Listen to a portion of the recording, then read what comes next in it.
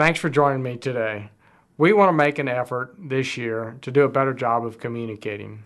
And there's no better way to start than to start with a message about zero harm. In our organization, it's really about going from performing well to performing great. Over the last 3 years, we've had the safest performance in the 100-year history of Kennecott, Utah Copper. But that's not good enough for anybody. We've still sent people home injured. And on our journey to zero harm, we want to go from the small number of injuries we may have today to no injuries. In 2011, we conducted a site safety review. In addition to that, we did a global employee engagement survey.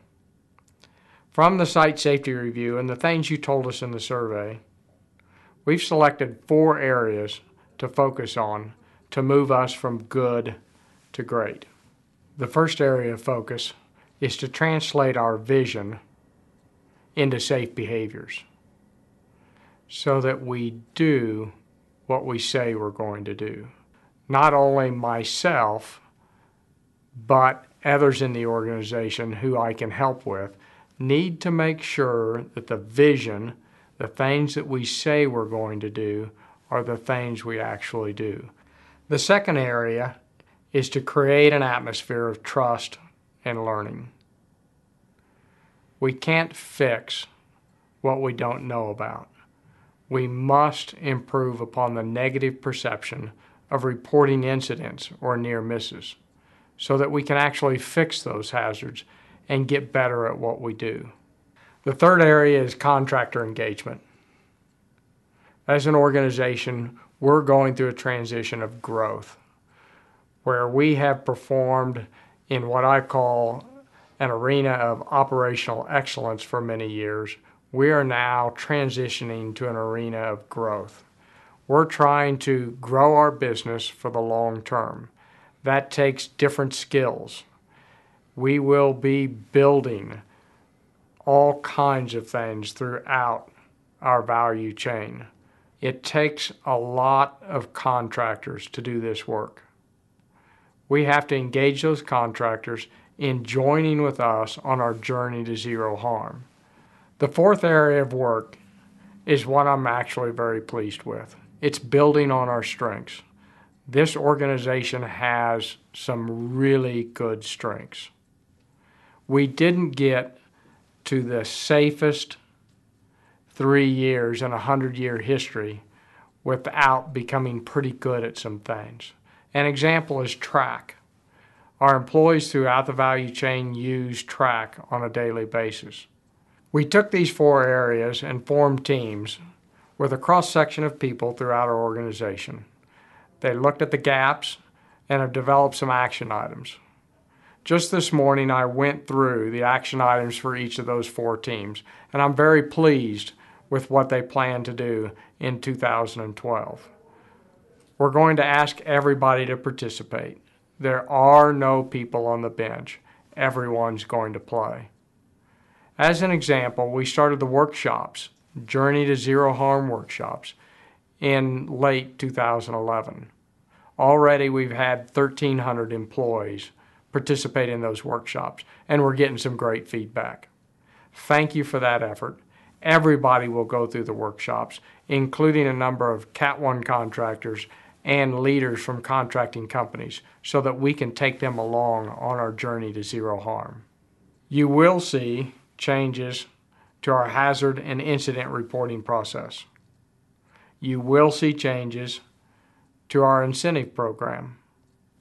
And you will see some changes to our track system.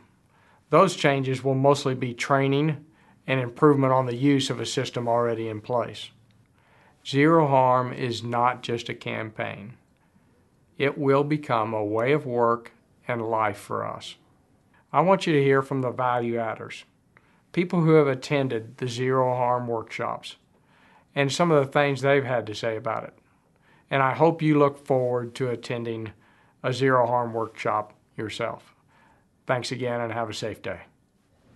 I think that zero harm can help our culture as a whole just by setting examples.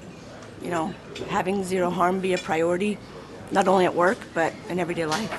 My first thought with zero harm was it's a good goal. At first, it's like, is it achievable? Maybe not, because accidents always happen. But with the workshop, you actually sit and you think through things a lot better. You understand why you need to think through it. A couple of my supervisors told me about the Zero Harm workshop, and they were all pretty pleased. They came back with some really positive feedback, so I kind of had a pretty good head about what this was going to be about when I got here. And I think it's something that kind of proves to me once again that Rio Tinto is kind of making some pretty good efforts to, you know, ensure my safety and ensure the safety of other people that I work with. If we have an attitude of zero harm toward all of the things that we interact with, people, processes, equipment, the environment, all of the things that zero harm means to me become second nature to everybody in the company. Rio Tinto has such a positive outlook on safety, and they promote it so that it suddenly becomes ingrained in you every day. You know, it's not something that you turn on and off.